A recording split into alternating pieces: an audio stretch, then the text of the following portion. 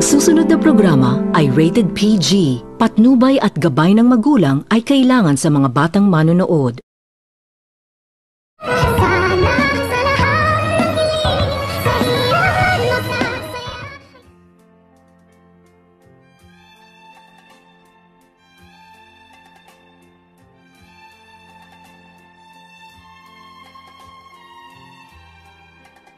Habang naglalakad itong si Dr. Carlos dahil hinanap nito ni Dr. Carlos ang kanyang asawa na itong si Lynette, ay gulat na gulat itong si Dr. Carlos nang kanyang makikita ang kanyang anak na itong si Zoe at kasama nito ni Zoe itong si Dr. Lindon, na tila mayroon umano itong dapat sabi si Dr. Lindon sa daddy ni Zoe na itong si Dr. Tanyag, sa kadahilanan na agad naman din itong naisipan ni Dr. Carlos na lapitan ang kanyang anak. At dito nang makalapit na itong si Dr. Carlos ay gulat na gulat ito pagkatapos nitong makita ni Dr. Lindon at nang pagsabihan nito ni Dr. Lindon itong si Dr. Carlos na panahon na umano na malalaman ni Dr. Tanyag ang totoo. Kaya't napatingin lamang itong si Dr. Carlos kay Dr. Lindon at nag-iisip ito kung ano ang kanyang isasagot sa mga sinasabi ni Dr. Lindon. Maya-maya pa ay agad naman din itong naisipan ni Dr. Carlos na magpakunwari, kung kaya't agad nitong sinabihan ni Dr. Carlos itong si Dr. Lindon kung ano umano ang ibig sabihin nito.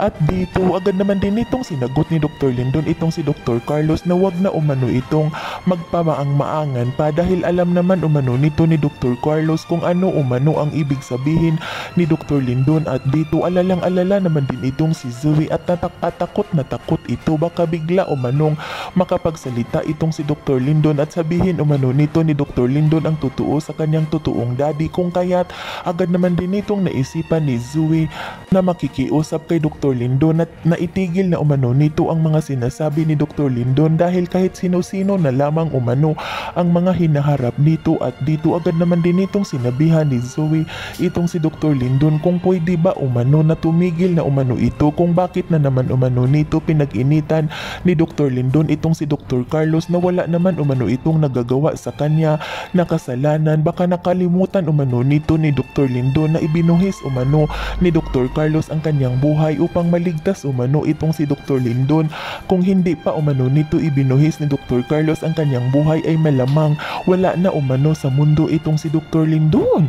Kung kaya't bigla itong napahinto itong si Dr. Lindon at agad naman din itong naisipan ni Dr. Lindon kung paano ito niligtas ni Dr. Carlos, kung kaya't agad naman din itong sinabihan ni Dr. Lindon itong si Dr. Carlos na pasensya na umano, masyado la umanong mainit ang ulo ni Dr. Lindon, kung kaya't agad naman din itong kinausap ni Dr. Lindon itong si Dr. Tanyag na wag na umano nitong isipin pa ni Dr. Tanyag ang mga pinagsasabi ni Dr. Lindon dahil alalang umano ito sa kanyang init ng ulo at nagpapaalam na itong si Dr. Lindon na mauna na umano ito sa kanila. Kung kaya't nabunutan naman ng tinik itong si Zoe at agad naman din itong sinabihan ni Zoe itong si Dr. Lindon na mas mabuti pa umano na mauna na itong si Dr. Lindon at magpahinga umano ito upang mawala na ang init ng kanyang ulo. Yan ay ating aabangan sa susunod pa na pangyayari sa kaganapang ito ng abot kamay na pangarap. Huwag mong kalimutang isubscribe at i-hit ang notification bell ng aking channel